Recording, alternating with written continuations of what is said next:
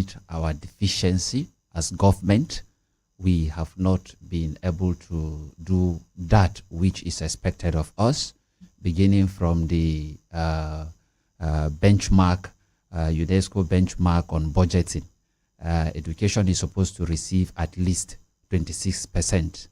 But then in most states, in fact, the federal government barely had up to 7% in the budget for this year, 2024. Here in Benue, we tried. We tried so much that ours got to 15%. And of course, His Excellency has promised that this is just the beginning. In the next couple of years, we'll continue to advance like that until we get to what is expected and even surpass the benchmark set by UNESCO. Now, there is a new curriculum. There is a new system of education that has been put in place. And, you know, whatever we're discussing, the level of the general in terms of the nation at large, we must contextualize and bring it back home so that it will find relevance. What we are operating now in the nation is 9-3-4 as against the 6-3-3-4 that used to be the case. Kaduna State, for instance, implemented the 9-3-4 since 2021. And by that, we have basic education making 9 years. That is lower basic, primary 1 to primary 3, middle basic, primary 4 to primary 6, and upper basic, what is known as JSS 1 to JSS 3. Then you now have the post-basic, which is the senior secondary school of SS1 to SS3.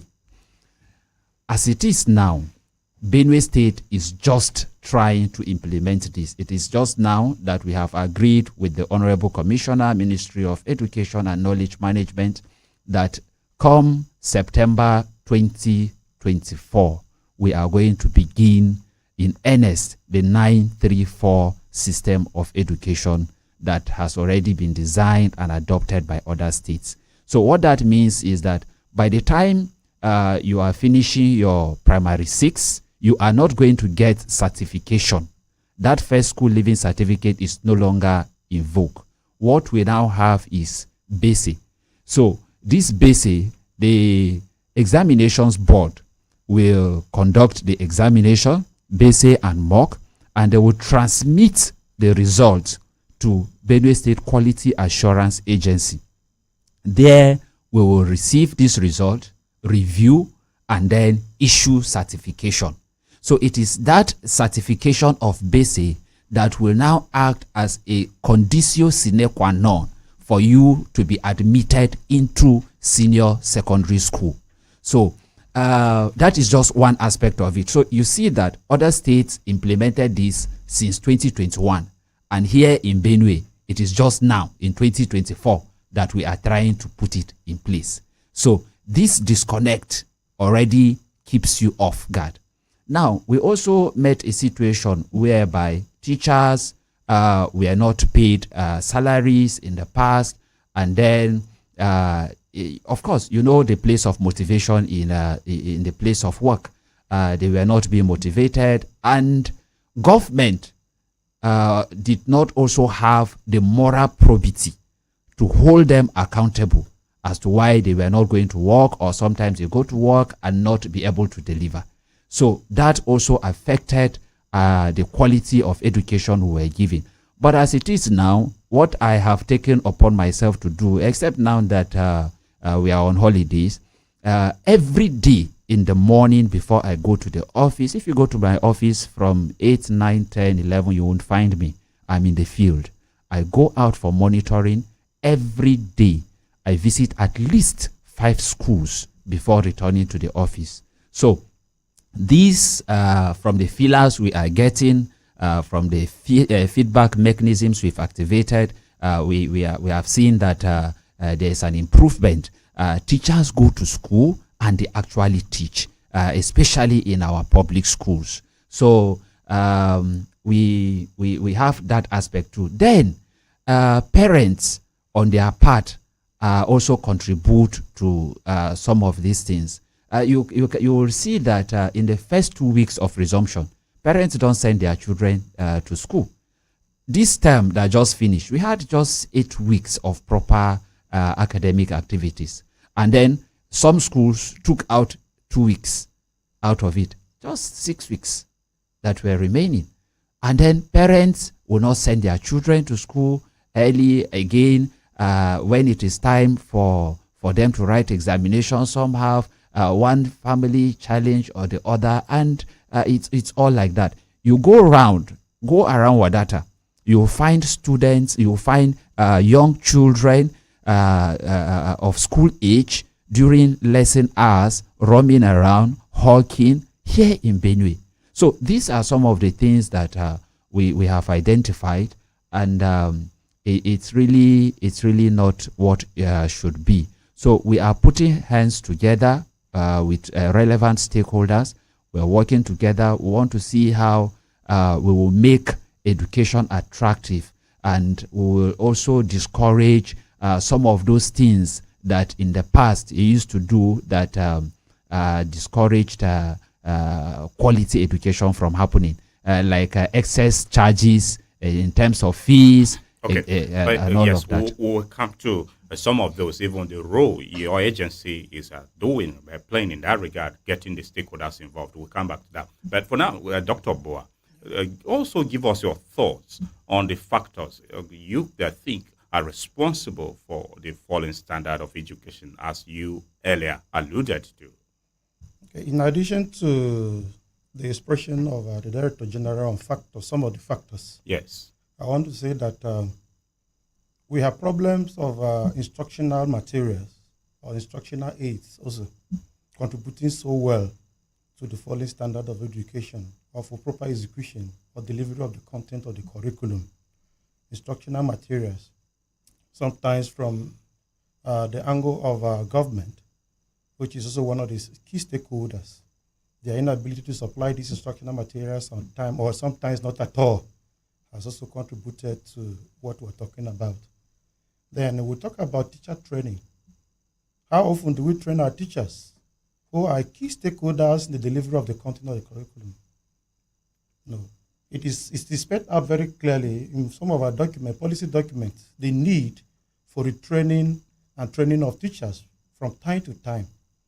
How many times or how often do we train our teachers who are there in the class to interact or deliver the content of the curriculum to our learners?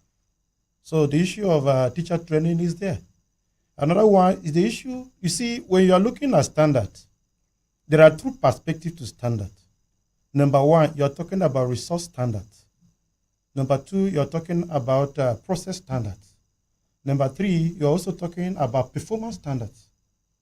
These are areas, basic areas of concern. And when these areas are lacking, or when elements that constitute these three areas I've mentioned are in doubt, then you should understand clearly that the standard of education in that particular state or country will be questionable. What do we mean by resource standards? By resource standard, we're talking about the parameters that measure the availability of resources like human resource for education. We're talking about material resource for education. We're talking about information resource for education. We're talking about financial resource for education. What is the state of these resources I've mentioned? We're talking about process standards. Process standards, you're looking at the teaching learning process. What is happening with the methodology of teaching? What about the pedagogical strategies or approaches? Then what about the relationship between teacher-students? What about the ratio of teacher-students or teacher pupils in the class? These are some of the issues that has to do with process. And what about the evaluation, apparatus or assessment apparatus in terms of formative evaluation of the process? This, when we look at, we're looking at standard from the perspective of process. Now, what about performance? The performance standards are much more clearer to people because it has to do with the outcome, the result. Looking at what is coming out of a school or a particular level of education in terms of the performance in external examinations and all that. People look at it and then sometimes conclude whether something is going on well there or it's not going on well there. So these things are very, very key when looking at whether an educational quality in a state or in a federation or in a nation is thriving or is making it or is not making it. And then another aspect of it all is, what about teacher professionalism? Because when we talk about education, those who are the center of education are teachers. Teacher professionalism. Teacher professionalism is another key thing.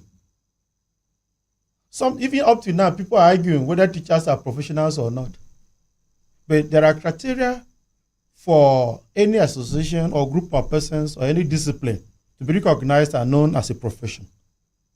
So, is teachers or the teaching group, do they not have some of these criteria that makes a profession? Teachers have. But the fact remains that it's very difficult for teachers even to organize themselves properly and have a case for themselves as professionals. And most especially when it comes to implementation of who they are or what they're supposed to do in the classroom. Every Tonti and Harry is going to the classroom to teach as a teacher, whereas he or she has not had the background of teaching or teacher education. So some of these issues put together culminates into what we're experiencing today, having the falling standard of education and what it's supposed to be, and many more. Yeah. Okay. Thank you so much for drawing our attention to that. Dr. Francis, I am back to you now. And this time around, I don't know if your agency's responsibility also involves the training of teachers, but if it is not, we are aware there is a teaching service board. Is your agency collaborating with the TSB, for instance, to sustain training of teachers to enhance and improve quality of education? One of the mandates of our agency is to ensure training and professionalism in, first of all, beginning from the recruitment of teachers. It is the mandate of our agency to set the criteria and to ensure that it is well followed. You see, we have some of these issues here and there in Benue. It is only in Benue for now that I know that the appointment of an education secretary is based on zoning. They say that this one is for Isheri, this one is for Nongo, this one is for, so it is zoning and zoning and zoning. We can't do such things in education. And we expect that we get the result, the desired result. It won't work. So I happen to be education secretary in Kaduna State. His Excellency Governor Nasir El-Rufai appointed me education secretary in charge of Kaduna South at the time he was governor. And in fact, it was from there that I got this appointment and I came back to Benue. And people were asking, you're not from Kaduna State. How is it that you got to be education secretary? And I said, but that is the class that Kaduna State has set for itself. We can't go into such trivial and mundane considerations against quality. You set the benchmark. You can bring someone from Buruku to be education secretary in Makodi. You can bring someone from Plateau State to be education secretary in Guma. There is nothing wrong with that. If you get the standard, if you will get the quality of that resource person that you are looking for. So, teacher training, we haven't had any from the books, from what I have seen around, like Prof said. You cannot give what you don't have. Nemo that quote non-habit. If teachers are not trained, 10 years, 15 years, 20 years, you have been teaching, no training. You just organize one kangaroo arrangement and then you ask people to pay 20,000 naira in the name of workshop, collect money from them, extort them, and then you go there, bring your uncle, he does 1, 2, 3 print papers and that is all. It ends there. No, we are saying no. to that kind of a thing this time around. So teachers haven't been trained for a very long time in Benue State. And what we are doing now is we don't just want the kind of pretentious workshops and trainings that used to happen in the past. We want to even adopt new teaching methods that will cushion the effect of the damage that has been done in the past.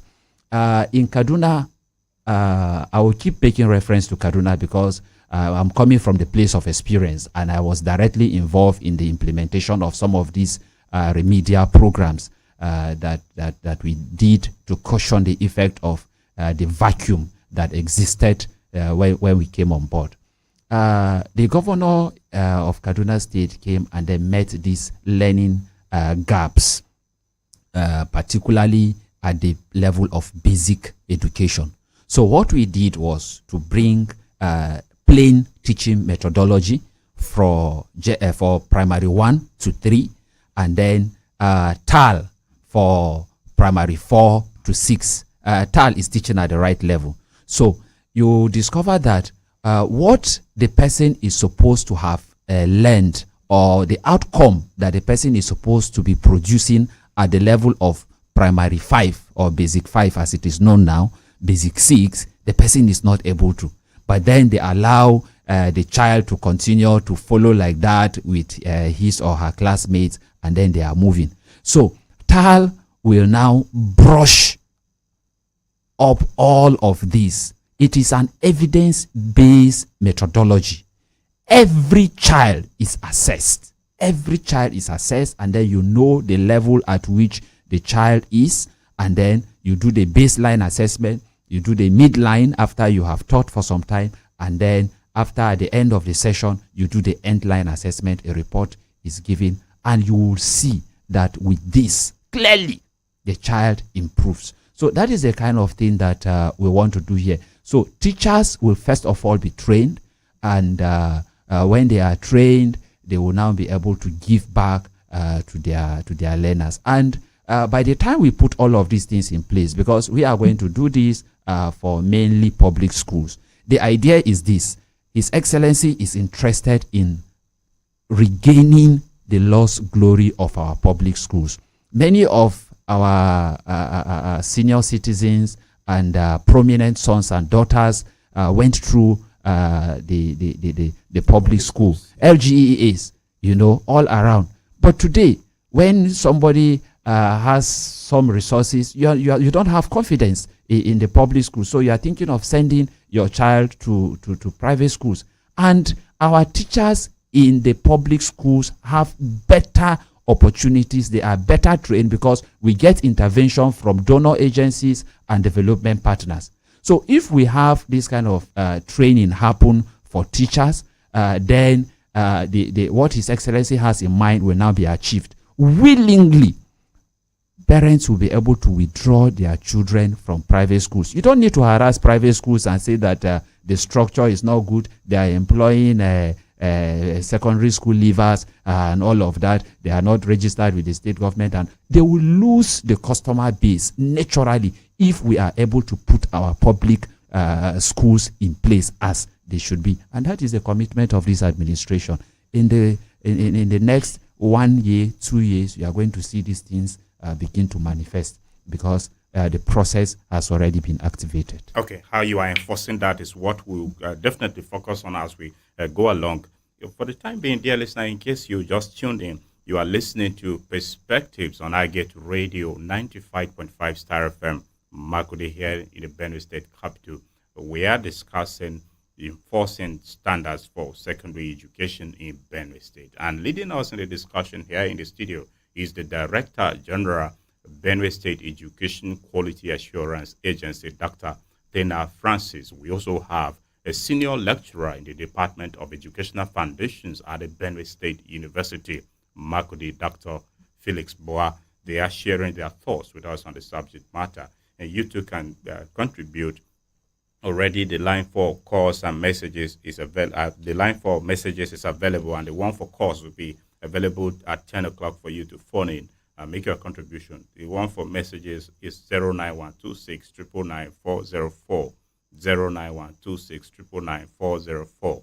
You may send us a message via the regular text or a WhatsApp chat to contribute on the program. Remember to please include your name and the location you are sending the message from, your full name. Also, do join the program on all our social media platforms. The program is streaming live there.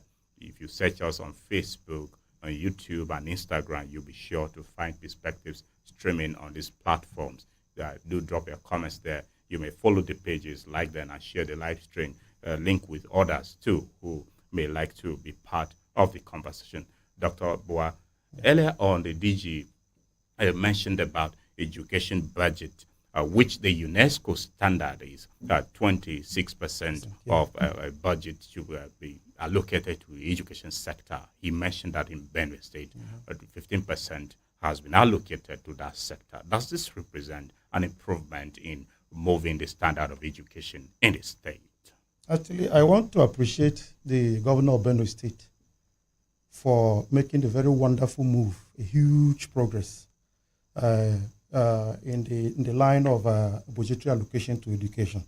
It is for the first time we have this kind of percentage in Benue State allocated to education. For me, I would say that there is that improvement already in terms of budgetary allocation to Benue State. Ministry of Education, 15%. You remember the standard is 26. So maybe by the time we're into the second year of our Excellency's administration, we will move to 25 or 20, and then from there, before he finishes the first tenure, waiting second tenure, we hit 26 or even 30, as the case may be, because his desire is that the standard that is required of education worldwide should be implemented here in Benue State. By the time we have graduates or at various levels, they should be able to compete at the global level with others elsewhere. So, for me, there is that improvement by way of budgetary allocation in Benue State by the current administration. And also want to appreciate the Director General for his move in that agency for now. Actually, we are witnessing, we are seeing what he's doing so far. I want to appreciate him for a very wonderful move.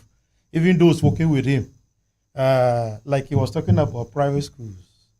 Private schools too, we have to work with them as much as we're working with the public schools. We want to work on public schools. Are you a proprietor of a private it's school? It's not the issue of proprietorship. But I want to appreciate because he has recently appointed one of my students, a PhD student, Reverend Father Teongwa, to the director of private schools and programs. Father To is a wonderful man. He has the requisite qualification and experience to help him in that direction under the agency. So I want to appreciate him for making him the director of that department and all that. So, Director, I appreciate you for that because I know you are selecting people who will work with you and for the agency for the good of the state. So, I appreciate you for that. So, for me, let us see how we can, assist, collaborate as parents, as teachers, as stakeholders from different angles to help the government, implement on the gains of democracy that we're expecting from them as the government in power. This is my advice. Okay, Dr. Francis, let me come back to you now. Speak to us in specific terms how you are enforcing standards in public and private schools, and how easy or difficult has it been enforcing some of these standards? There are foundational issues. Like I mentioned earlier, I've been going around.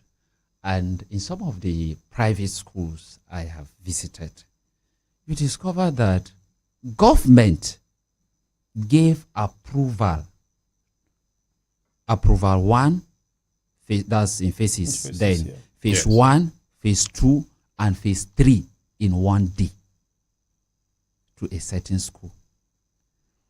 Now, let's even forget about the morality of that. Let's talk about the structure in place. I have gone to one school behind Modern Market, and basic 2 is facing that way, basic 3 is facing this way, and basic 4 is facing the other side, basic 5 is facing all in one hall. all in one hall. In fact, in this particular school, there is no partitioning, no demarcation, nothing at all. So whatever you are teaching, basic 2, basic 3 is hearing. If basic 4 is doing an activity that requires noise, basic 5 is affected, and all of that. There is no football field. There is no provision of whatsoever of extracurricular activities, no laboratory. And I am wondering, is it that these approvals were given without the ministry actually going on site to do inspection, or what was it that happened in the so schools like that, we are going to revoke such approvals. There is nothing that is, as it is now, we are doing recertification. We are giving out forms to private schools, and we have asked them to fill the forms and return to us the information there. There is another school that I went to along Mobile Barracks Road. Out of the 10 teachers that proprietor has, 8 are secondary school leavers. And then the minimum requirements, the benchmark, is at least NCE.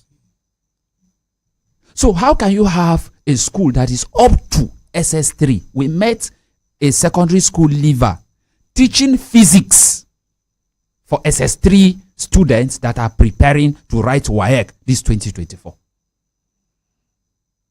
So we have come up with establishment guidelines. We have tried to review what was in place, and we have tightened the gaps. As it is now, we have also reformed the approval process. What you do now is, if you want to establish a school, you will pay establishment fee to Board of Internal Revenue, and you bring the receipt to us. You pick a form, fill, and then when you return the form, we will go for inspection. When we inspect and we are satisfied, we will now come and give you the provisional approval. Then after 6 months, you will go and put things in order. You start your school, put things in order, then you will now apply for validation. So when you apply for validation, we will go again, carry out an inspection. Then we'll now issue a certificate of consent, which is designed with security features, and then you can display it as your approval to operate fully. So that is just one aspect of what we are doing. Now, like I mentioned, we are doing monitoring.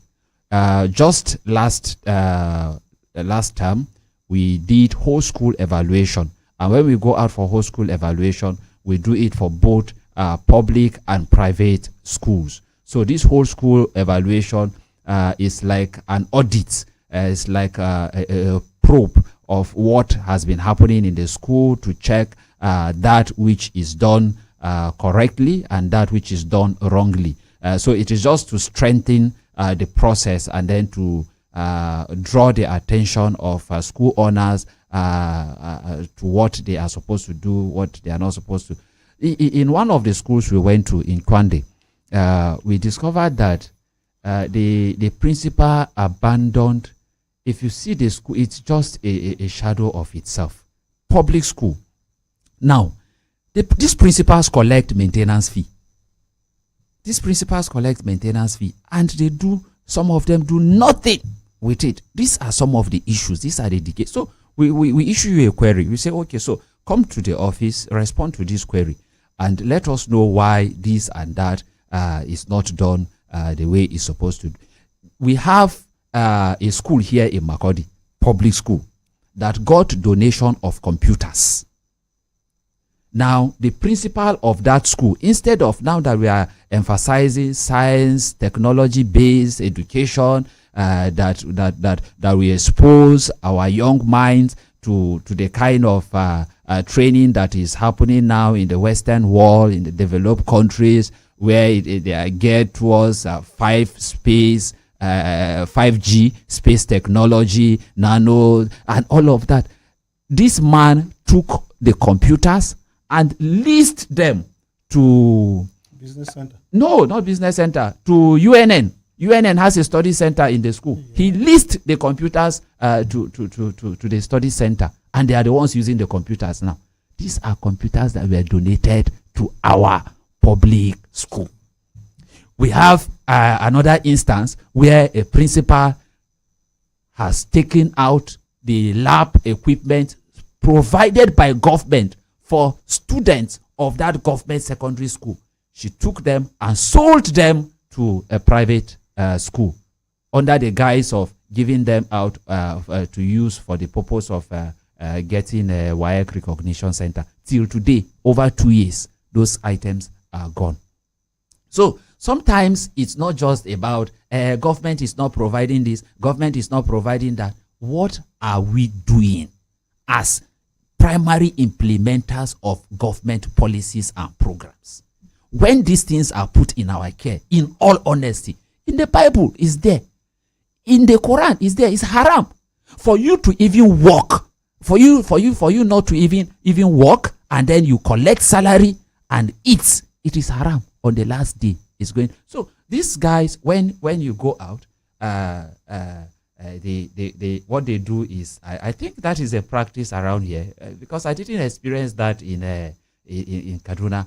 So you visit a school, and then a principal is struggling to put some 10,000 naira, 20,000 naira in an envelope, and they want to give you. And I said, no, please, don't insult me. These are the things that you do that people are not, you cripple whoever that is supposed to check. So first of all, I have warned my staff, I have told them that anywhere you go and I get reports that you extorted or you collected any kind of gratification, you are going to be in trouble with me. You are not fit to be in my agency. The kind of agency we are trying to put in place is a model agency. We want that we are talking about quality assurance. If we don't put these standards in place and we don't enforce, foundation once destroyed, what can they just do? There is no other agency that will be able to put these standards again if we fail. So we are very strict with all of these things that we are trying to put in place, and by the grace of God is helping us. Like Prof mentioned here, I have a workforce that is really supportive. It is really, really supportive. Many of the people working with me, even though I did not recruit them freshly, I got them from the ministry. And it is even now that I'm beginning to get disabused towards that notion that civil servants are bad, civil servants are this, are that. No, civil servants are not bad. It is a function of leadership. Whichever direction you show them, they will follow. And the people that are working with me now, many of them are from the Ministry of Education, the same Ministry of Education that they will say all manner of things about them. Some of them are from the head of service, and they are doing well from what I have seen so far, except if they are pretending. But even if they are pretending, Archbishop Gigi Ganaka of blessed memory, when we were in the seminary, he will say that if you are able to pretend for 9 years, he will ordain you a priest, because by that time, the pretense will have become part of you. You will not be able to change. So if they are pretending, please, it's a good pretense. They should just go on with it like that. If we have teachers that are pretending to go to work and they are actually working, please continue to pretend so that we'll get the result. Which is to say, from what you have said there are teachers who are not justifying government investments in the education sector to improve the standard. Oh, of the course. Example of the principle you gave in Kwande, for instance. It's not only in Kwande. Here in Makurdi, I have 2 schools that I have mentioned. 2 schools here in Makurdi. We have that one in Kwande. I have gone around, and it is really, really tiring. And you see that in a particular school, the good thing that happens with my kind of monitoring is that it's unannounced. So you don't know when I'm coming to your school. And when I get there, I look at the time book. When I look at the time book, I study what has been happening in the past 2-3 weeks in the time book. So there was this day I went to Wadata, community secondary school in Wadata.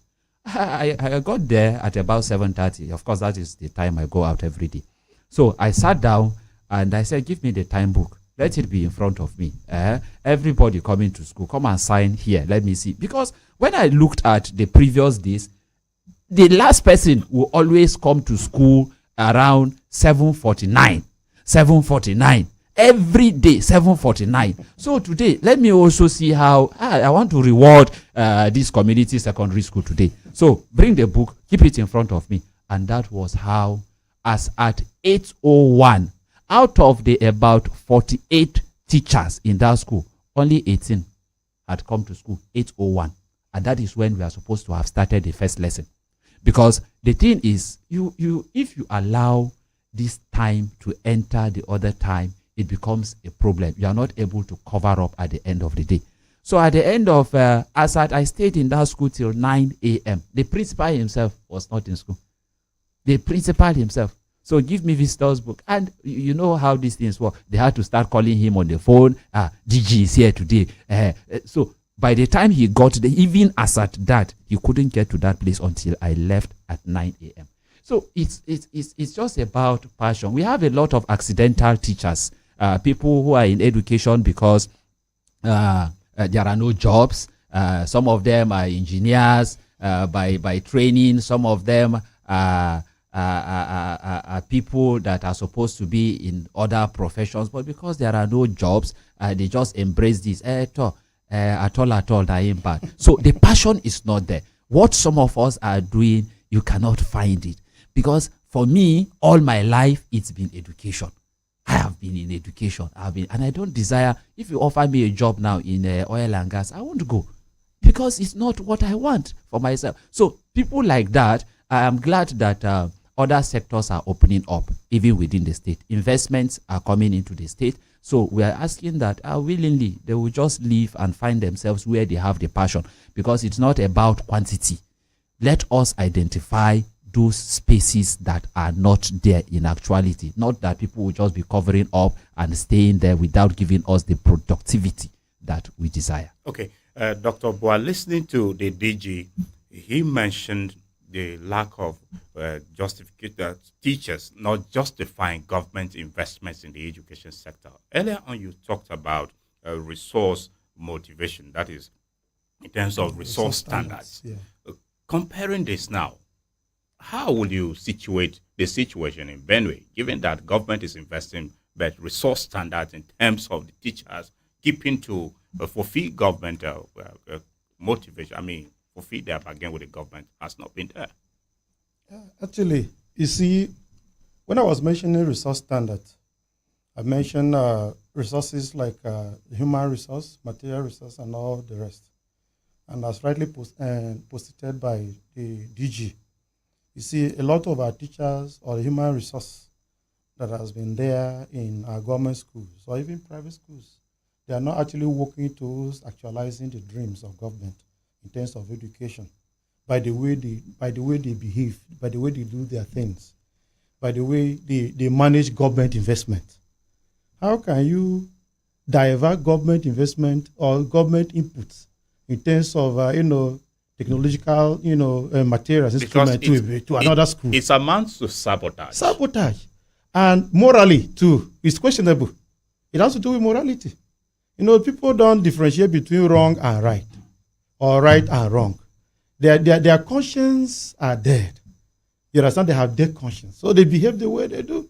And some of them feel that government property or government investment is for nobody. So they can use it and do anything. So I want to state clearly that most of our human resources are not helping us.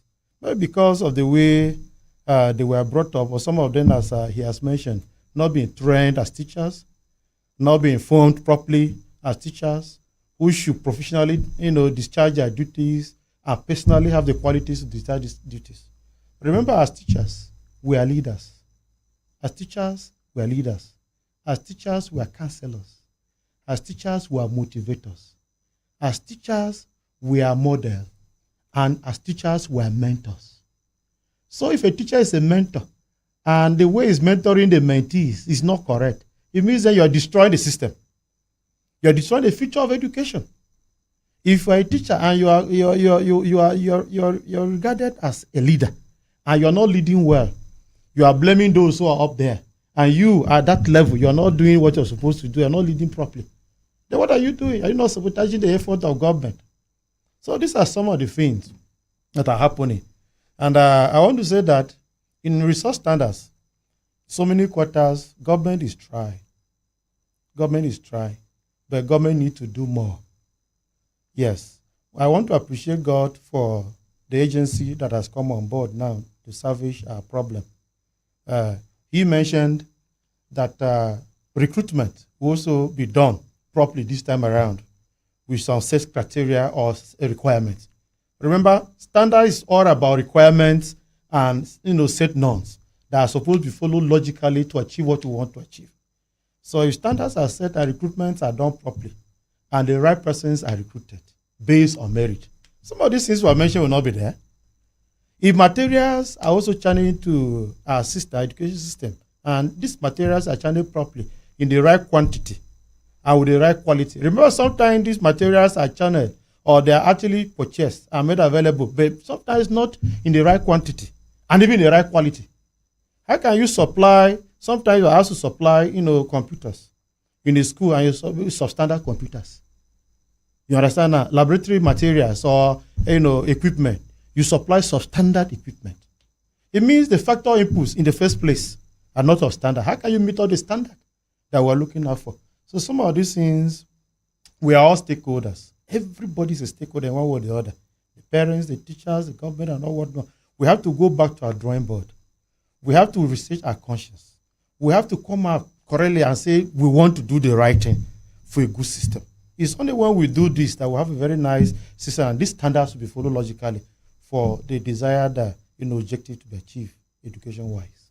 Okay, Dr. Francis, so you have, you recounted your experience in the field from teachers turning up late in schools to incidences of teachers diverting instructional materials and all of that. This particular incident in Kwande, where you mentioned the principal who diverted computers and even sold them. No, that one is in Makurdi. In Makurdi, right? Sold computers? Not sold computers. The other one yes. sold laboratory equipment. The other one leased out computers that the students are supposed to be using to another institution, a center that he is also collecting rent on government property. He's collecting. Let's not even talk about that one. He's collecting rent on government property and using it for whatever purpose. We don't even want to look into that aspect. Then, what about the computers that are meant for these students? He has also taken and leased them out. And what did your agency do? Now you see, this is the thing now with government. Government is bureaucratic, and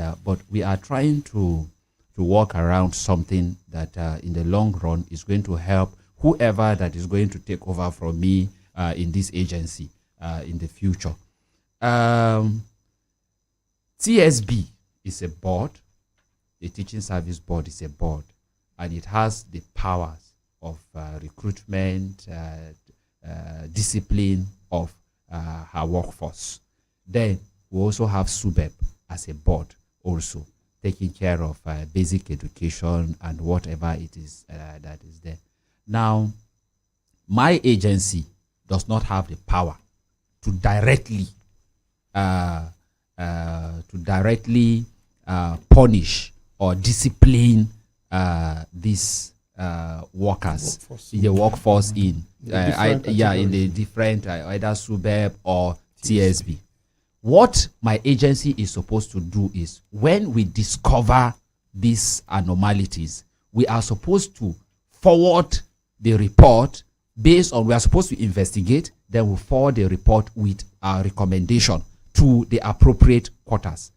In the cases of these two, that the lab woman and then the other man who also leased out computers to another center.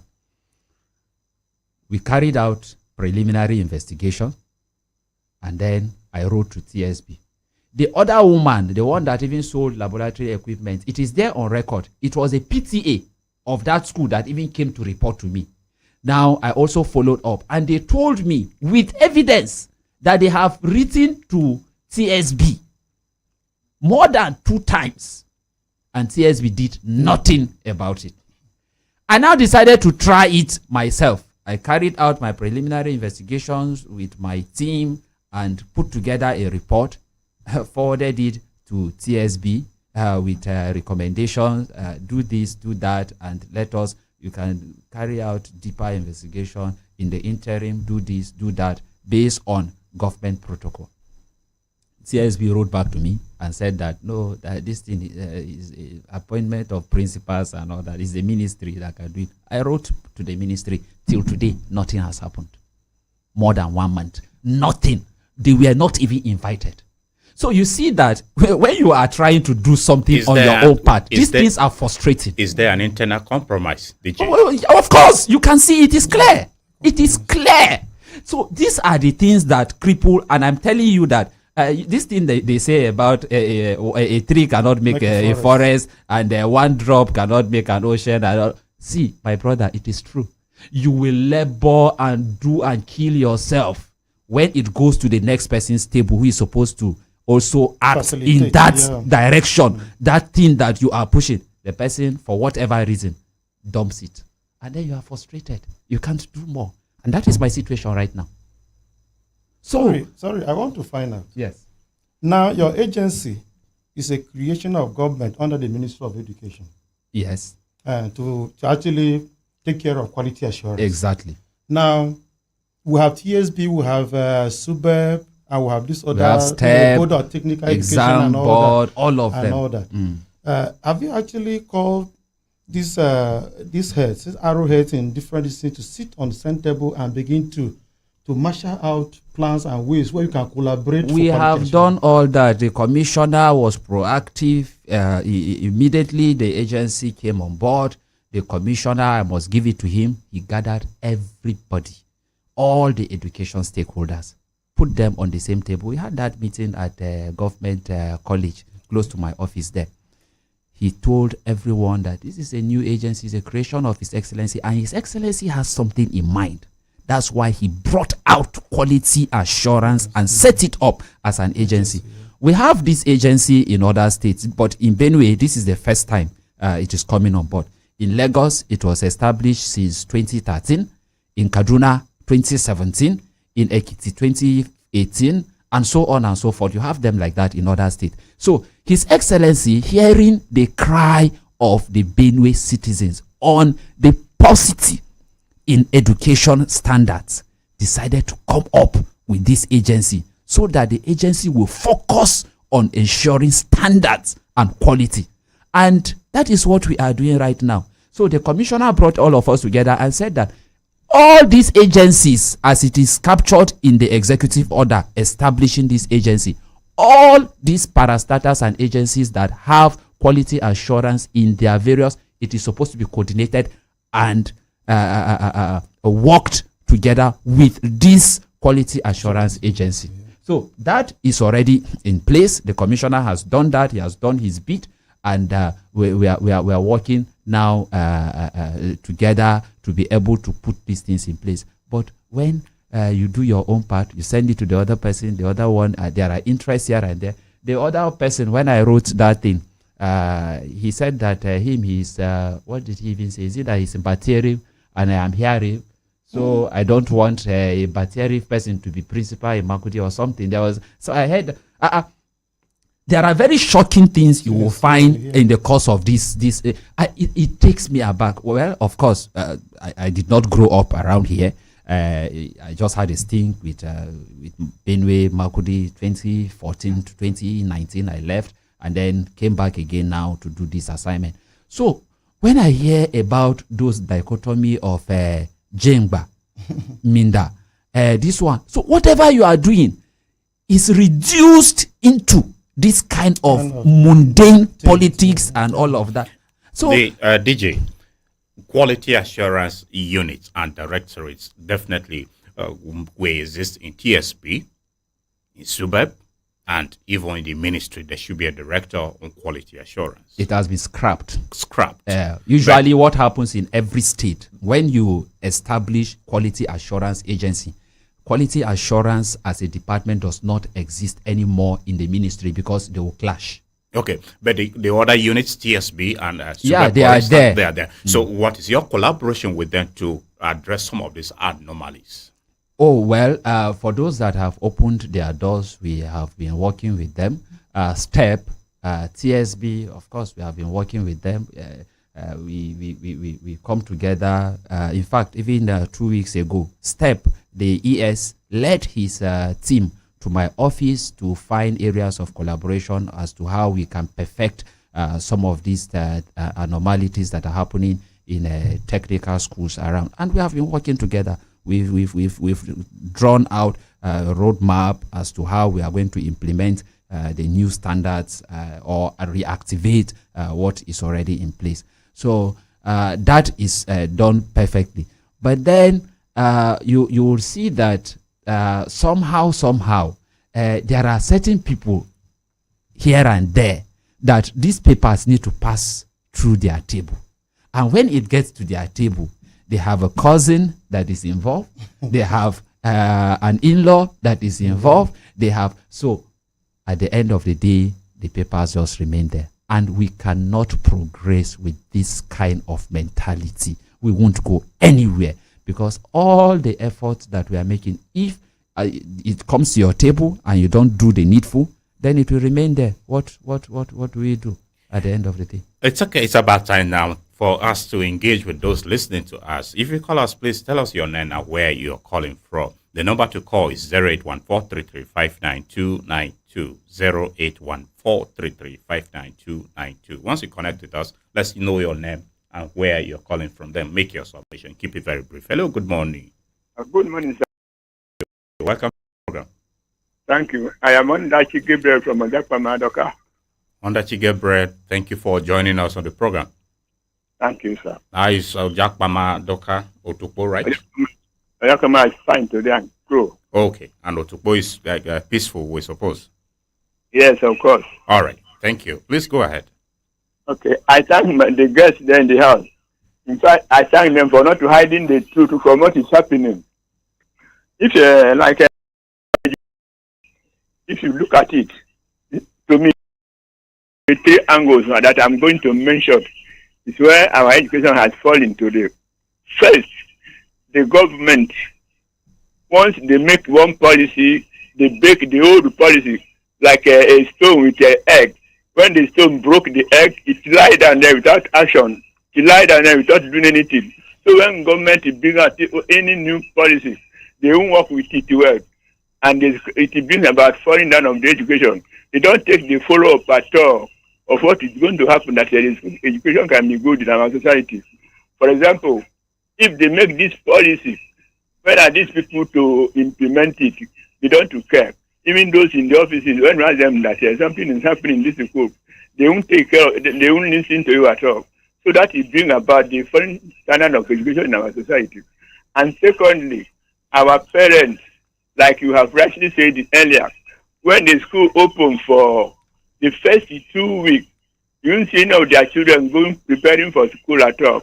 They ask them to assist them in the school farm or in their own farm, which is not doing go well for the life of the child at all. And thirdly, the children themselves. If you look at their even exercise book now, they don't copy anything that is given to them from the school by their teachers. If you ask them when they return from school, if you ask them of what is happening, they don't know what is happening there. So they take the school to be just a playing ground where they go to play and then return.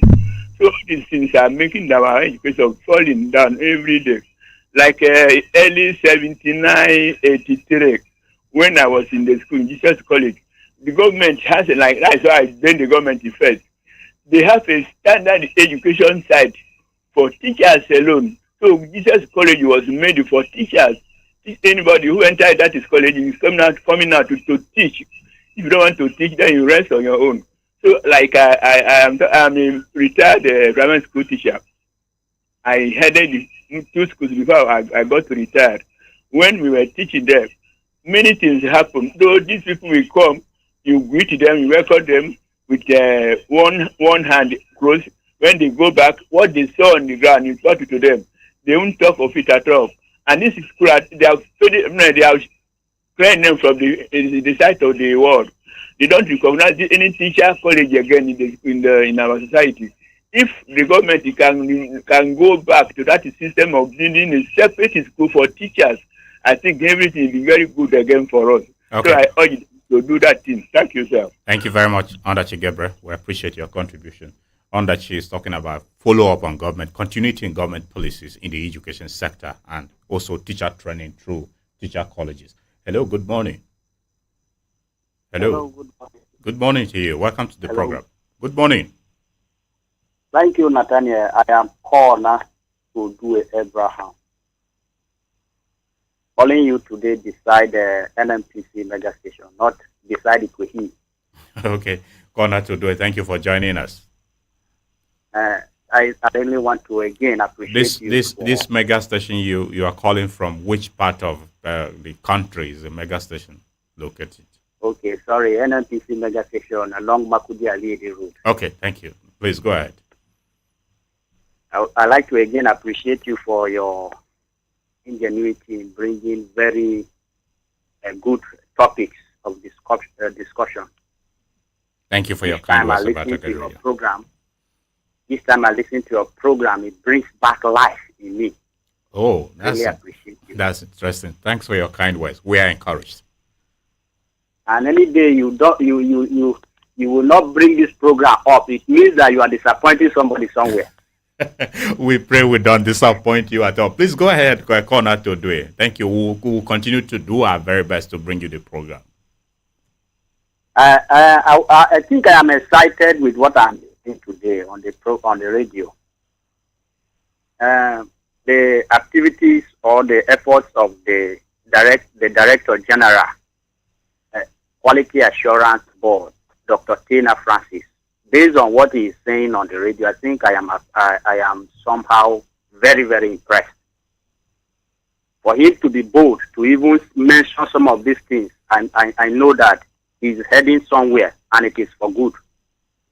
I want to note that education is the basic foundation of the society. And until we begin to give the serious attention to education, we will not go anywhere. The standard of education in Nigeria and in Benue State particularly is not just very poor, but it's alarming. And some of the causes, according to me, some of the causes of poor standard of education in Benue State is because of corruption and malpractice. So, because of what doctor is saying now, the director, the DG is saying now, there has been a standard on ground that when people come for supervision, they even ask for goat, they ask for yam, they make the principals to know that this is part of what they are going to give them when they come for supervision. I've worked in a secondary school before, and I know what I'm saying. I'm just giving life experience of what I have seen myself. So for him to come on board and begin to say that all these things are not good, I think is very good for education in Benue State, and I urge him to keep it up. He's doing a very good work. God is beside him. No matter the forces that will gang up against him, they will fail. Hello, sir. We are with you, Corner. Please try to conclude now. So, if we want to forge ahead in education and do well, we must kill that monster called examination mark. Genuinely. Not where government staff will come and collect bribe and allow people to do malpractice. Each time they are writing exam, government staff will come. Thank you very much. And then they will know that they are going to enrich themselves this time that there is examination. NECO examination, WAEC examination, and all of those. Until we are able to remove that monster called malpractice in our education sector and to cast him out, we will not make any headway. All right. Thank you. That's my submission. God bless you. Thank you very much, Corner, for your submission. At what point will you respond? We'll get to that, DG, very shortly. Let's engage with people for that. Hello, good morning. Yeah, good morning. If you may just know the concerns, that'll be fine. Okay. Emeka Nyog from North Bank. Emeka Nyogo, welcome to Perspectives. Yes, I think I congratulate the DG, Quality Assurance. With what he has said, I know that the man meant well for Benue children. Our father did not make mistake the governor by appointing him. These bureaucracies in civil service is creating a lot of problems. You want to arrive at a point, they will make you not to arrive. Looking at somebody who stole government properties and sold it to a private school, then we are keeping quiet. Then the ministry and TSB they have gotten the report, they did nothing. Then when you come back again, you see our parents, whenever a teacher happen to beat a little child for doing wrong thing, the parents from their homes will come and fight the principal or the teacher or whoever and start fighting them. I have seen some occasions that a teacher has been killed because of such a thing. I think all these type of things should be treated if we want to forge ahead. If you look at today in Nigeria, you see the education have fallen. It is not like we who went to school in 1979 when we went to secondary school like government college. They will bring you out and flog you for what you have done wrong. And at the end of the day, your parents will not say anything. And again, I'm saying that teachers themselves these days ask for more money. They demand for things. They ask people to pay levies that does not to the children. And all these things are part of corruption. I think with the payment of WAEC and NECO by the government, we reduce a lot of things if the government officials will monitor these things.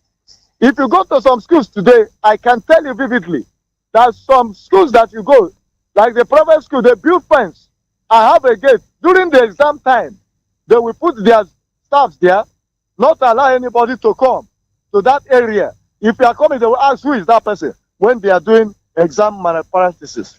So I am of the opinion that everybody have to ginger up to make our children to read and write.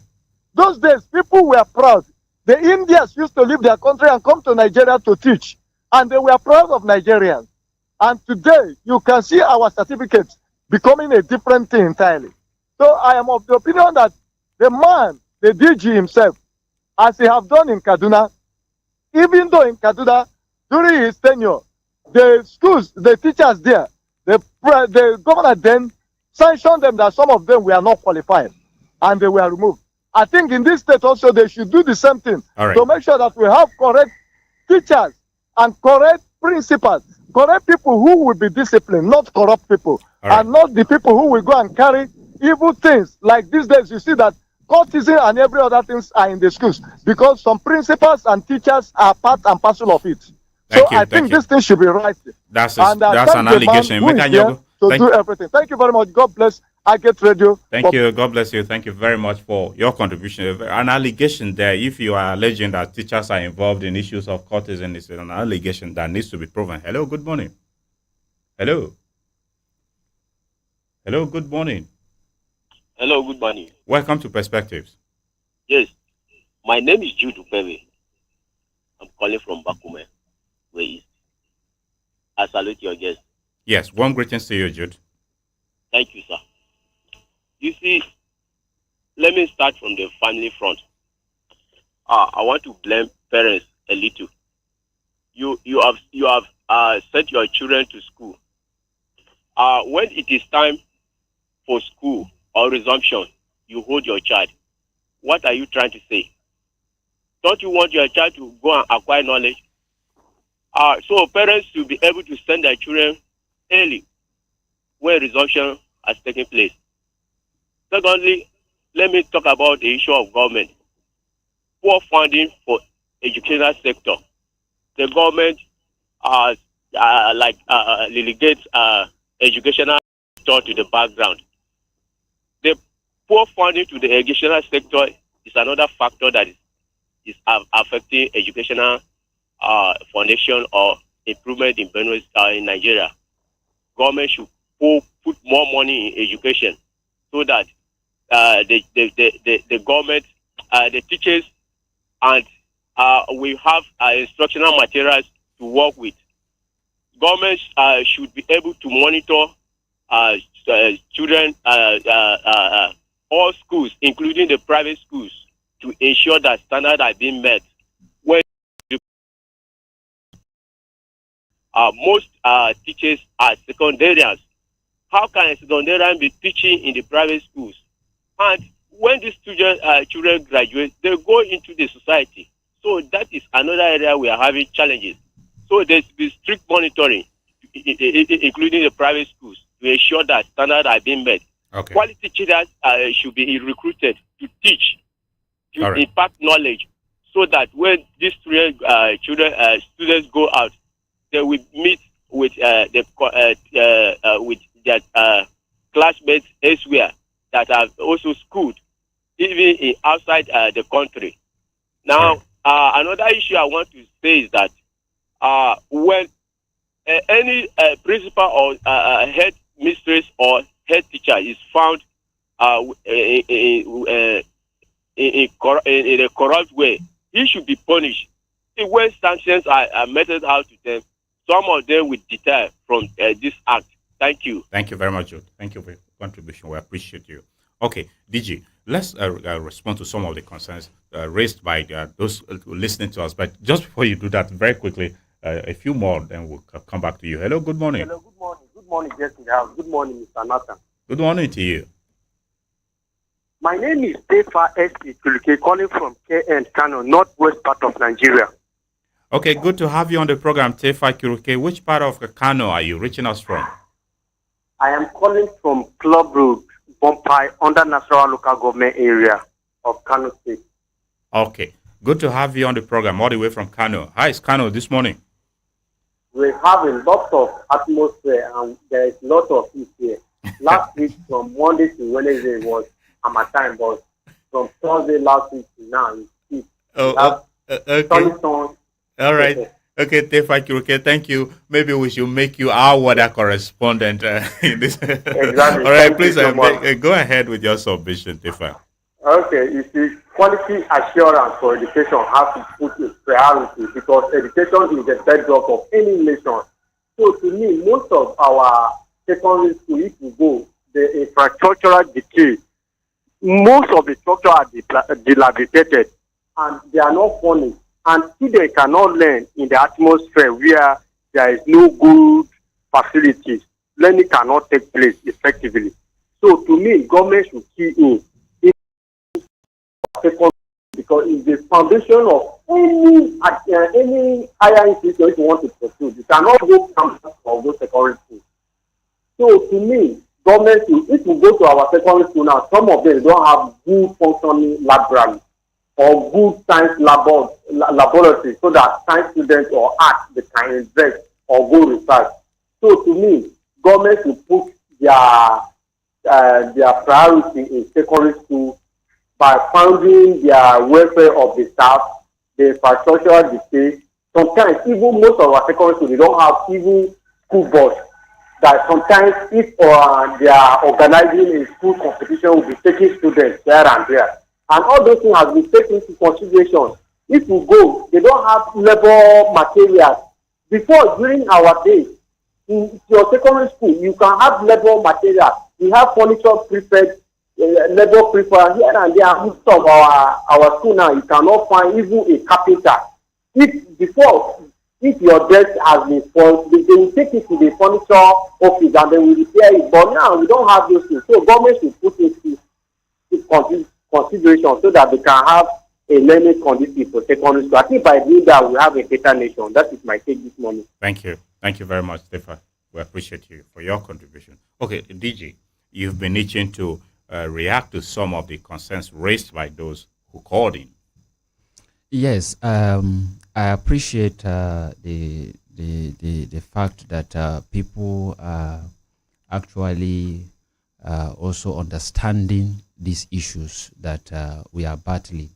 The issue of examination malpractice, it is not just at the level of writing the examination itself, supervisors coming and collecting money, that examination malpractice begins with the nomination of supervisors. And that is one thing that we are addressing this time around. The criteria is simple. You have to be a teacher employed by government, working in a government in a public school. So as far as you are employed by government, whether you are working in a grant-aided school, you are qualified to be a supervisor for external examinations. Now, what used to happen is this. I am the principal of school A, and then I have my daughter who is of age, of course. My siblings are there. I just bring them and nominate them to serve as supervisors without adherence to the guideline as to who a supervisor should be, first of all. So these things are done as settlements because they know that when they go to some of these schools, they will compromise. They will allow students to do whatever they want to do in collaboration with school management. And so in some of the schools that we are collecting monies, and then another aspect, another leg to it is that beginning from the payment of registration fees to school, some schools factor in what they call understanding fee. So if WAEC has approved 27,000 naira, as it is the case this year, as registration fee, some schools collect as much as 100,000 naira, 55,000, 70,000 naira, and all of that. I have been vehement about this. I've been talking about it. Some parents actually know that the excess money schools are collecting is for examination malpractice. That these monies are being kept so that when supervisors come, they will give it to supervisors to silence them. Now, this time around, from the beginning of nomination, the supervisors that are going to serve on the external examination, we are very careful. I am going through it myself. It is coming to me. WAEC has handed over their own forms to us. We've given it to principals for principals to nominate. Just yesterday, I discovered that a principal in Konshisha local government nominated someone outside of his school. I have since queried, I have written a letter, and he's supposed to today. He's coming today with the response by 12 o'clock. He's coming to explain to me why he did that kind of a thing, even after we gave out the guidelines and want them not to bring family members or people who are not qualified to do this. So this is where the foundation of examination malpractice rests. In 2022, out of the 683 schools that were profiled for WAEC, 438 were sanctioned for examination malpractice by WAEC, and they were asked to pay 500,000 naira as sanction fee, and then their centers derecognized. Here in Benue. Here in Benue, I'm telling you about here in Benue. Yes, out of 683, 438 were sanctioned for examination malpractice. Is that a good reputation for Benue? Is that what we should be known for? This is a West African examination. And that was the highest in the country for that year, 2022. So when we came on board, I engaged WAEC, I engaged NECO. I said, hey, we don't want this kind of thing. We don't want this kind of image going forward in our state. What we will do is we will help you with, first of all, the nomination process for supervisors. We will ensure that we get people of integrity, those that are going to be there in the field and will give us the desired result. Then we have warned principals already that they have to be on ground when these examinations are taking place, because you cannot come and feign ignorance and say that no, you are not aware it was a so and so person that you have to be on ground. You will take responsibility. If your school is found wanted in examination malpractice, we are going to bring you to book. Then those schools that collected more than the approved charge, because of that 27,000 naira, the Ministry of Education approved 5,000 naira as handling charges. Some of those schools, we have warned them, but this is because this is year one. And what I usually do when I go to these schools, I engage with the students directly. I say, SS3, I want to meet with SS3. I go into the class and I say, how much were you charged to pay for WAEC? How much did you pay for NECO? And they tell me. So I tell the school management, hey, refund the excess, the understanding fee that you collected. Refund it to their parents. And then we give our phone number and tell these children to take back to their parents and report to their parents. If the school does not refund the money, call us. We'll come there and we'll come and address the situation. So these are some of the things that we have been doing, first of all, because it is foundational. The problem, if you don't tackle it from the stem, it will go out there. And then the next thing we are going to do is I am assembling a team of special supervisors who will go into this school. You know, I cannot do everything myself. So I have already charged my area education officers in each local government. They are putting together a team that will go around and visit schools during these external examinations. We must kill this monster of examination malpractice. Even if we don't do it completely, at least let it be known that during our time, we were able to reduce it to the barest minimum. This issue of levies, do you know that something very shocking happened last week? I lost a staff. May he so rest in peace. My communications and condolences to you. Thank you. And strategy officer Tom. We went out even that day for our routine monitoring, came back, and then he said he wanted to go eat, and that was it. He died. And then one of the schools that I issued query, one of the principals that I issued query for collecting 19,000 naira as against 4,500 naira for basic registration. How can you be that wicked? Here along Uni Agric Road, that principal collected 19,000 naira as against 4,500 naira. I cautioned him there and then in the class. I told the JSS3 candidates who are supposed to write this examination to go back and tell their parents that this principal should refund their money back to them. Why are you charging that high? Even if you want to collect something extra, maybe for a running cost or something, it shouldn't be more than 1,000 naira because you are within Makurdi. If you have 500 candidates and you collect 1,000 naira per that's 500,000 naira. What are you looking for these monies to do? So we'll go back to the another issue of the appointment of principals. That is another area where we have another challenge, because we appoint people who are of age, who are almost retiring. So they want to build houses, they want to build schools, they want to make retirement plans, and so they go into all manner of things without thinking of the morality or the implication this is going to hold against these young minds that we are raising. What kind of medical doctors are we going to produce to take care of our children tomorrow? What kind of pilots are we going to, what kind of engineers, that are going to construct this road? So this decay has interconnected, and it is. Now, do you know that when I lost this staff of mine, that principal that I cautioned had the tendency, he said, that debt is coming to quality assurance agency, and he now missed the director general and went to kill somebody else. That is a director general that should die. It is on record. Here is it. It is here. They sent it to me. Yes, a principal of a school wishing me dead because I have insisted that the right thing should be done. So let me tell you, in as much as, African metaphysics is real. And in as much as we go all out, every day people call, send messages of showing concern that DG, you have to be careful when you are entering your office. They may put something on the ground, you will march and all of that. I say, I am doing whatever I am doing with a clean heart. The job must be done, DG. The job must be done. Okay, just a quick one. Let's have an intervention from Dr. Bua too. Dr. Bua, you listen to the callers and of course, the reaction from the DG. Yeah. Earlier on, he mentioned about getting his team involved beyond Makurdi, the state capital. But from your point of view as an expert in the education sector, do you see the DG with his team alone in Makurdi succeeding in this task of enforcing the standards in secondary education in Benue?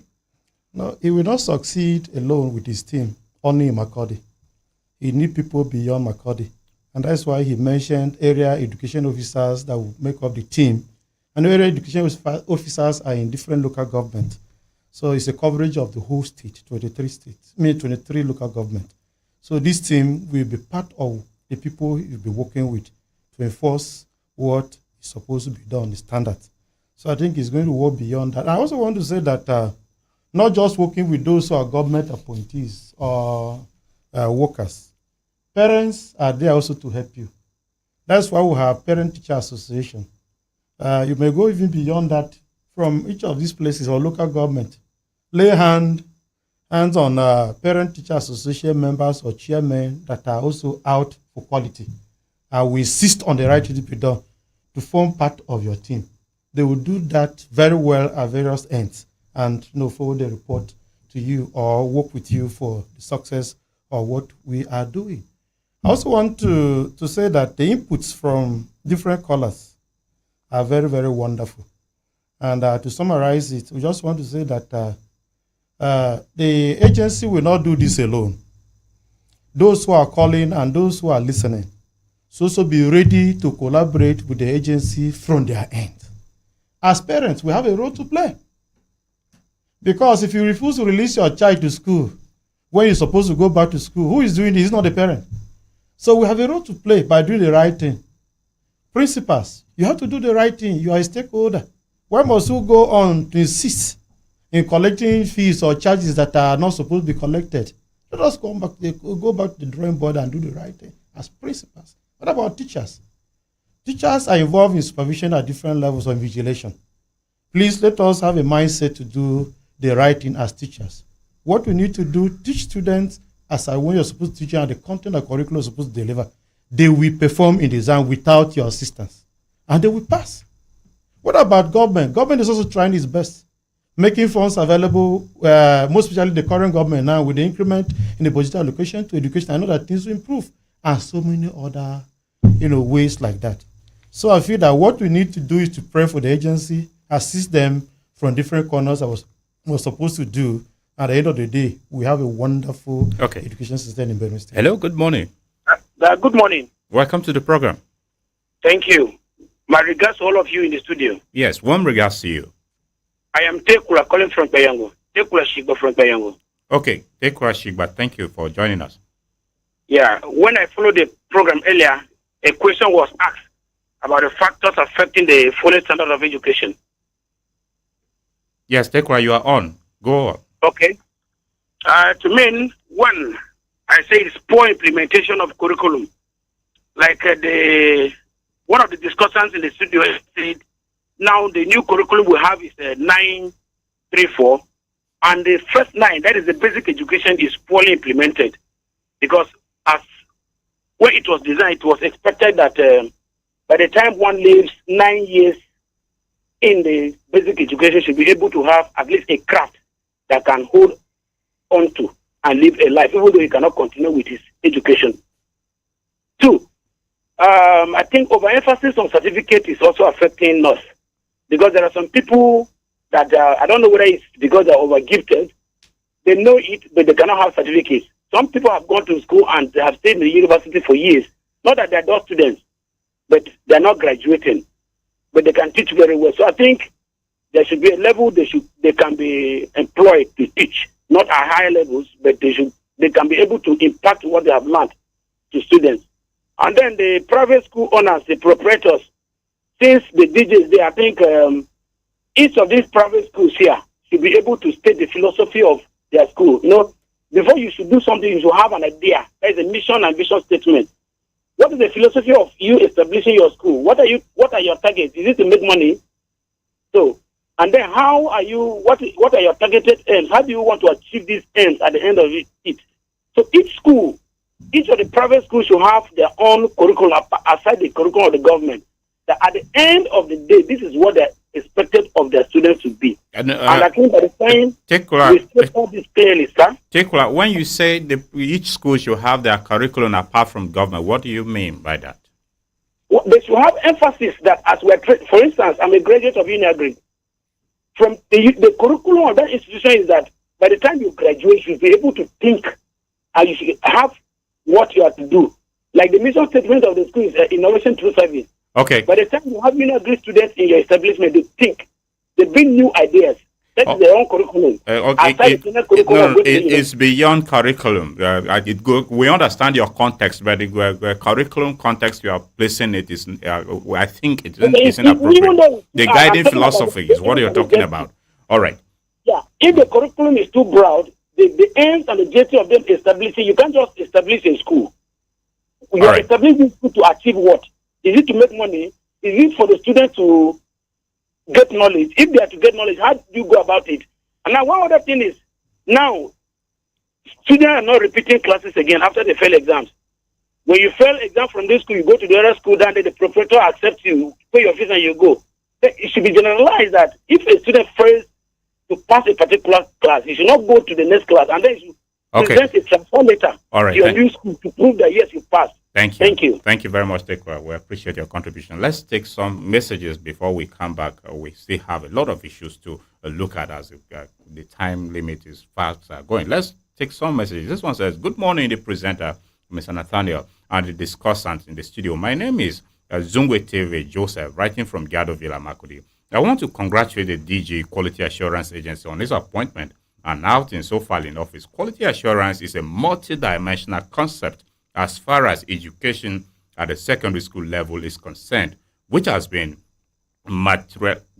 seen materialized practically in the quality of organizational processes, in the pedagogical capacities of teachers, in content implementation, as well as students' performance achievements. Now, in most recent time, the above mentioned was given a terrible blow occasioned by the effects of the outbreak of COVID-19 pandemic. As a result, education at this level seemed helpless during this time, and some private schools went into forced digitalization of teaching and learning, which to some of us seemed to have fallen short of quality assurance guidelines. What is your agency considering as part of your policy intending proactive measures with regards to save this?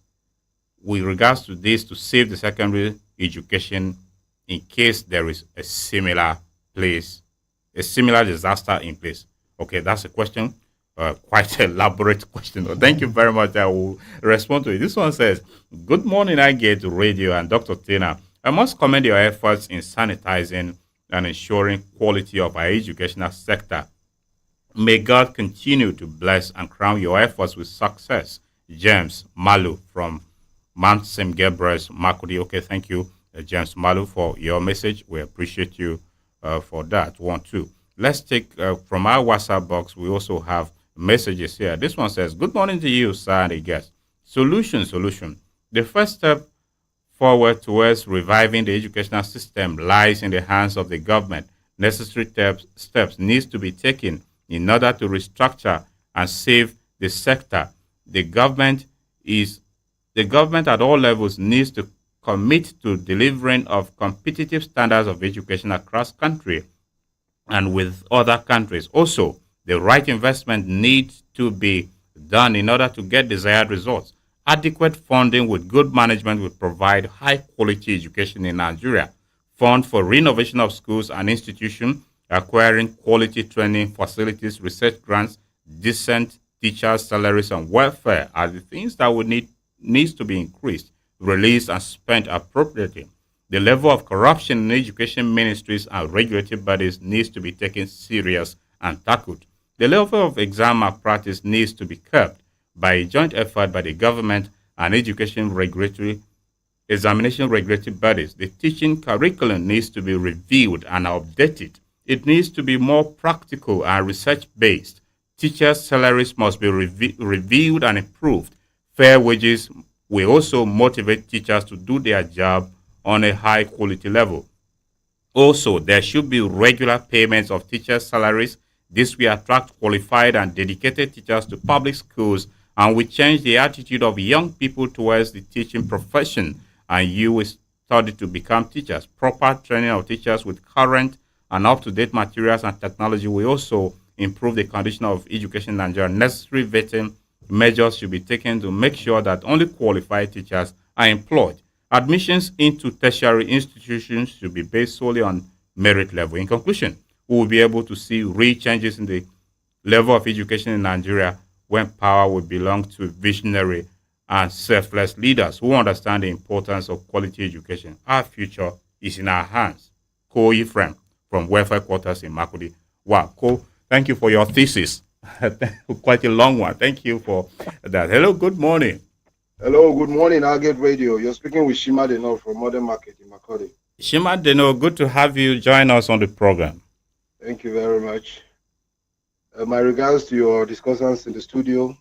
Yes, my discussants are greeting you. Shima, go ahead straight forward. We don't have time anymore. The decadence in the educational sector has been in existence for quite some time now, and it will take a deliberate effort on the part of the government to look into this, because it has led to the proliferation of private schools all over the place.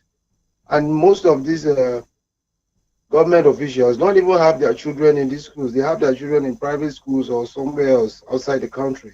So it will take a deliberate effort, but first it must start with the government. Thank you. Thank you very much, Shimadino, for your contribution. We appreciate you. A few more messages, then we'll come back. This one still in our WhatsApp box says, major concern for falling standard of education in Benue State is the proliferation of substandard schools. Most of these schools proprietors focus more on maximization of profit at the expense of knowledge that learners are to gain. Government should revamp public schools, recruit qualified teachers to drive home the standard. John Kuma from North Bank in Makudi. Thank you, John, for your message. Another one here says, thanks to iGate Radio for this wonderful program. My dynamic DG, Tina Francis, PhD, and my lecturer and mentor, Dr. Felix Bois at BSU, are doing justice to the topic. God bless you with more wisdom to enhance basic and post-basic education in the state. Our prayers are with you. I want to confirm that the Benue State Education Quality Assurance Agency is a blessing to the state. With our DG, Dana Francis, at the helm, it is no longer business as usual in the state. He has already monitored or visited over 300 schools, brought sanity to schools, a record, and the recertification of schools is ongoing. By June this year, he will publish the names of fake or illegal schools in the state. The government has been paying attention to public schools. This is the first time the government has an agency with a direct mandate for private schools. Private schools now have a sense of belonging. He is indeed a blessing to the state. The DG needs our support and prayers. Nothing good comes easy. He will succeed for the good of His Excellency, Reverend Father alias Administration, from Reverend Father Teungwa to Acting Director of Private Schools and Special Programs, Benue State Education Quality Assurance Agency. Okay, thank you very much, Father To, for that message. We appreciate you. Hello, good morning. Yeah, good morning. Welcome to the program. Thank you, sir. This is Agata Ausu at Achusa Makodi. Agata Ausu, good to have you on the program. Yes. This is your name. If we were to give a literal translation of your name, it would be very beautiful. And I think the DG will love to research about this name to tell students about it. Yes. All right. Thank you, Agata also, go ahead. Yes. And the DG, his name will be Agata. So any school he go, let the fire set everywhere to bring out all the quack one out. I am interested in the DG, and I want to appreciate the governor of the state, for appointing him to can I say, to fuel in the light so that Benue education will shine with the light. Yes. He made mention of parents not sending their children back to school on time. And I look at it this way. Sometimes you send those children at the first week of resumption. You go, you discover you will not see any teacher in that school. Sometimes you see few teachers, they will be busy breaking melon or gisting in one kind of gist like that from morning till night. The children will roam within the school and come back. Every day they will say the teachers are not teaching. That's point number one. Two, just the way he narrated that he went to some school, they want to bribe him with an envelope. That is the cankerworm that is going on within the educational sector. Just the way he said he write a letter to the TSB and nothing has been done. Some of those principals has been doing this kind of things for a long time. They will even invite the PTA to contribute money that they want to build this, build that, all in the name of gathering this money to buy a very mighty goat and tubers of yam and take to some of those people so that they will remain there and do whatever they feel like doing and nothing should be done about it. And I remember those days when I was in government comprehensive day, I see the white men, they were there teaching in those schools. I wonder why we in the Tiv Nation and somebody will be saying this one is from Minda, this one is from Jemba, this one is from Kunab that cannot come and teach in any school in the Tiv land. But the politics have just break everything down. Okay. that we want to kill everything away. So please, now that they have come to put a light into the education, let them do away with this person is from this local government or not. Bring people who are qualified to be there to give us to give our children quality education, so that Benue will stand at the top. Thank you. Thank you very much, Agata. Thank you so Also, much. I appreciate you. Our time is really going, and that's the last call we accommodate on this edition. DG, let's begin with this question from Teve Zungwe, who pointed, they asked us what your agency is considering. Should there be an epidemic? He cited COVID-19, which made teachings to go digital. And should there be such? He asked us what proactive measures your agency is putting in place. Maybe you want to respond to that briefly. Yeah, well, we do not pray for any form of such disasters, but the good thing the governor did about appointing me Director General Quality Assurance Agency is that he prepared me for the task. Before my appointment, he sent me to China to go and study the application of technology in education. When you mentioned I sent you to China, I thought he wanted you to study COVID.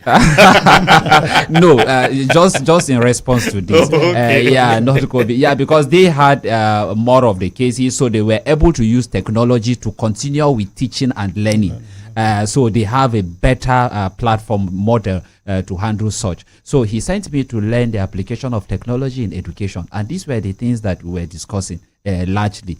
So we have in place the kind of e-learning that we can deploy at any time we have this kind of challenges. If you go to our office right now, we've even set up an ICT control room where we are going to monitor the 23 local government areas. As from September, we have moved our dossier to electronic now. And so from each school, you are going to impute those CA, those examination scores into the PIN that we are going to give you. So from our back end here, we are able to view without even visiting your school. So these are some of the technological aspects that we are introducing. So it will help us to learn and teach remotely at the end of the day. Okay. Dr. Boa, let me come to you now. Looking at the exorbitant charges, which the DG mentioned, what can be done to curtail some of these exorbitant charges being placed on students? I think already the DG is an action man. He has started already by monitoring and directing the sub-monies that have been charged exorbitantly be reduced. So I think he's on the right way or right direction. And then just to encourage principals too, not to venture into this kind of malpractice of charging students or parents exorbitantly for examinations and all that. So I think that is the right way to go. Monitor, query, ask for refunds, and then sometimes even much more punishment to those who are culprits, as the case may be. With this, I think it will help us drastically reduce the charges that are meted on students or pupils, as the case may be. I also want to add to the issue of e-learning. Yes, very briefly. We are in an era that is digital now. So if you go to so many of these countries, they're already on e-learning, and Nigeria is just coming behind. And I'm so happy that in our state, the governor and the DG have it in mind that our learning now will be technologically driven and all that. It's very, very good. That is the way to go. In short, not just technology, but also entrepreneurial. Entrepreneurship is the thing now. Nation states like US and all UK and all whatnot, what they are doing now is those who had a foundation from the entrepreneurship base are now making it in the system. So I'm so happy that Nigerian Educational Research and Development Council, NRDC, recently had a workshop, UNIDO, in collaboration with UNIDO. I was invited as one of the resource persons in Abuja. I stayed there with them for 1 week, made my input. Now, the new curriculum that is to be implemented has been crafted in such a way that every subject, is entrepreneurship driven. In short, we did that. After that, we prepare the lesson plans and schematic for all the subjects before coming down, and we were paid. So I think with this now, our learners, by the time our teachers do their best by teaching them in line with what we have on ground, and by the time schools, imbibe, or can I say accommodate technology, we take care of some of this. If there is any breakout of any pandemic, we will not have any issue, as the case may be. Okay, DJ, let me come to you now. In terms of security of students in public and private schools, are there any moves your agency is making with regards to that, especially maybe if you want to link it to the condition of the internally displaced persons, children who are out of school?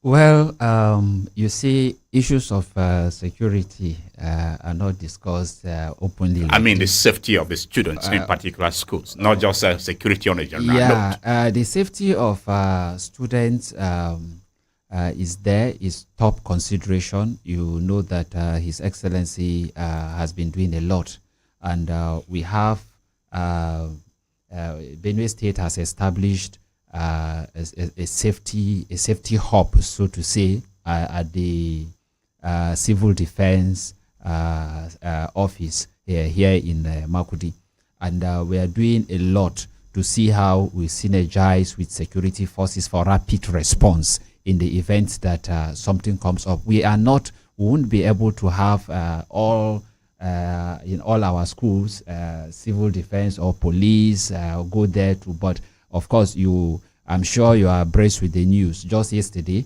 the livestock guard and the community volunteer guards were harmonized together. So they are providing security in all of these public spaces and all of that. So they are helping out.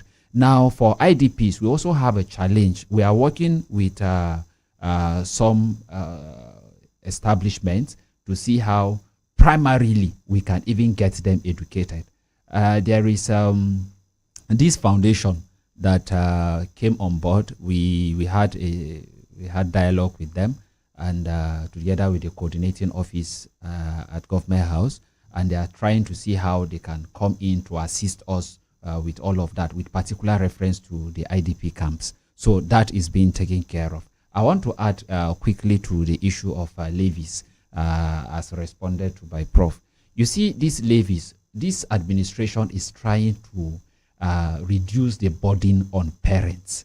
It's trying to reduce the burden on parents generally. You know the cost of living right now. So you go to a school, like one school here in Makurdi that I visited. In that school, SS3 students were made to pay 550,000 naira. 550,000 naira. That is WAEC fee, NECO fee, and the 3 terms school fees put together at once. I now said, okay, let me even look at the school fees schedule. And in that school fees schedule, you find items like cathedraticum levy, proprietors levy, this one levy, that one. These are things that are uncalled for. DJ, you were even quoted to have questioned the style of operation of missionary schools. I did. You mentioned that. I did. Of course, it was at Mount St. Gabriel's, where, of course, the bishop was there. He responded to it. But I told him that I'm not satisfied with why the rationale behind mandating students to pay for cathedraticum in their school fees schedule, because this cathedraticum, it is the same parents of these students that pay for the cathedraticum at the parish level. They pay in their society. They also call them to pay as family. So they do all of it. Amounts to the multiplicity of essentials beyond necessity. And in clear terms, you will say that this is double taxation, if you want to put it like that, or multiple taxation. So these things are unnecessary. We are putting too much burden on ourselves. And you will see here in local palace, they will say, "Now man, they do man." Why man they do man like this? Yeah, so apologies, DG. Our time is really up. We must have to go, but just your parting words in 30 seconds. And now schools are on holiday soon. Now the Easter holiday is on. Does your agency encourage extra lessons, summer schools that schools canvas for? In 30 seconds, No, if we are doing the right thing at the level of the terminal arrangement, that we will not have need for anything like extra lessons and the rest of them. I don't believe in that. In the school where my children are, I don't enroll them for that. I don't understand why children should be overburdened with all of those things. They don't have time to play. They don't have time to rest and do other activities that will open their minds towards the kind of education that is effective, that is psychomotive, and that it is the tripartite domains of education are covered. I don't agree with that. So, but in my parting words, parting not because I'm going to be departed. no, but parting on the program. Yeah, so you still have enough of me to contend with if you are doing the wrong thing in schools. And, the essence of basic education and secondary education generally is to provide the skill to be able to stand and be self-subsistent and self-reliant in the event that the person is not even able to proceed into the university or tertiary institutions. So that is the kind of thing that we are trying to enforce here in Benue State. In fact, in other places, we here too, I want to later on, when we settle very well, I want to introduce student work scheme so that by the time you finish from your secondary school, you are in the university or you are in the polytechnic and you are within Benue State, hotels, you can have car wash, you can have some of these things that you'll be doing, that you will work and then get some extra money to help your parents take care of some of the things that they should have been doing. So thank you very much. And to our listeners, we are committed to helping to better the education system. Thank you. Thank you very much, Dr. Boa. Apologies, I won't give you a parting shot because we're totally out of time. I must appreciate very sincerely our discussants on the program. Today we discussed education, enforcing standards for secondary education in Benue State. The Director General, Benue State Education Quality Assurance Agency, Dr. Tina Francis, joined us on the program and he shared insight with us. Director General, thank you very much for coming on Perspectives. You're most welcome. We appreciate the Senior Lecturer in the Department of Educational Foundations at the Benue State University, Makurdi, Dr. Felix Boa, who also joined us and shared valuable insights. Dr. Boa, thank you for coming on this program. Thank you very much. Dear listener, that's our program for today. Thank you for your listenership. Perspectives will come your way again on Friday with another edition. Do join us. My name is Nathaniel Nongo. Have yourself a great Wednesday. Goodbye.